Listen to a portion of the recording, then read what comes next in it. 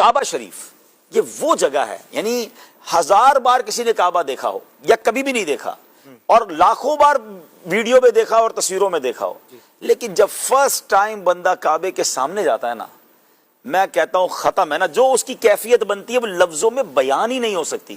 بندہ اتنا سا ہو جاتا ہے، اس کو لگتا ہے کہ میں کہاں آ گیا ہوں، میں واقعی کعبے کے سامنے ہوں، میں رحمان کے گھر کے سامنے ہوں، میں کریم کے گھر کے سامنے ہوں، اور پھر آنکھوں سے خود بخود آنسو بہتے ہیں۔ اور علماء نے ایک بڑی پیاری بات بھی فرمائی کہ جو یہ ہے نا کہ کعبے پر پہلی نگاہ پڑتے ہی دعا قبول ہوتی ہے، فرمایا اس کی ایک وجہ یہ ہے کہ کعبے کو دیکھ کر تمہارے دل پر جو کیفیت طاری ہوتی ہے نا، ایکچول وہ کیفیت کی وجہ سے دعا قبول ہوتی ہے۔ یہ کیفیت وطن میں طاری ہو جائے تب بھی دعا قبول ہو جائے گی۔ تو کعبے کو دیکھ کر واقعی، یعنی ناظرین آپ کو شاید میں الفاظ میں نہیں بیان کر پاؤں گا، جو گئے وہ میری بات کو ایکسپٹ کریں گے، اسپیچ لیس۔ کعبے پر پڑی جب پہلی نظر، واقعی کیا چیز ہے دنیا بھول گیا، انبلیویبل۔ یقین کریں ایسا دل کے قریب یہ شعر ہے۔ صرف الفاظ نہیں مانگتے، کبھی اشک مانگتے ہیں، کبھی دل مانگتا ہے، کبھی کیفیت مانگتی ہے۔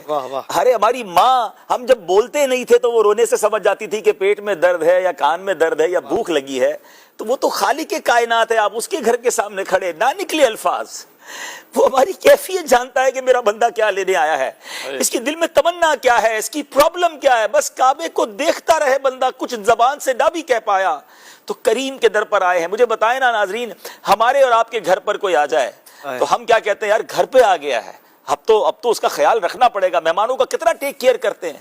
تو جو کریم کے در پہنچ جائے اور پھر دکھی دل کے ساتھ پہنچے، تمنا لے کر پہنچے، تو نہیں آئے گا خالی۔ اس یقین سے جانا ہے مکہ پاک میں کہ اب اللہ کے گھر پہ جا رہا ہوں اور کریم کے در سے لے کر آؤں گا۔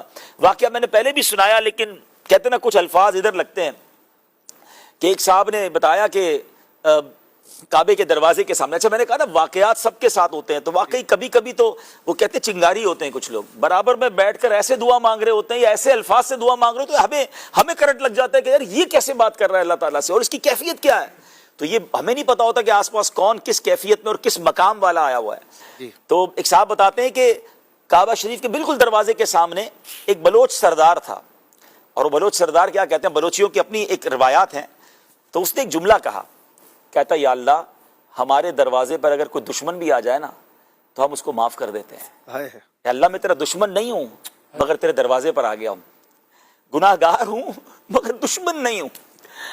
اللہ اکبر۔ اب یہ دیکھیں نا کیسے الفاظ ہیں کہ دنیا میں دشمن چل کر آ جائے تو لوگ معاف کر دیتے ہیں، تو اگر ہم کریم کے در پر گناہ گار ضرور ہیں، اللہ کے دشمن تھوڑی، ہم تو اس کو رب مانتے ہیں۔ تو کعبے پر جانا تو خوب آنسو بہانا، کعبے پر جانا تو خوب دعائیں کرنا، اور یہ سوچ کر جانا کہ اب بخشوا کر بھی آنا ہے اور اب گناہ نہیں کرنے، اس کریم کی اب نافرمانی نہیں کرنی۔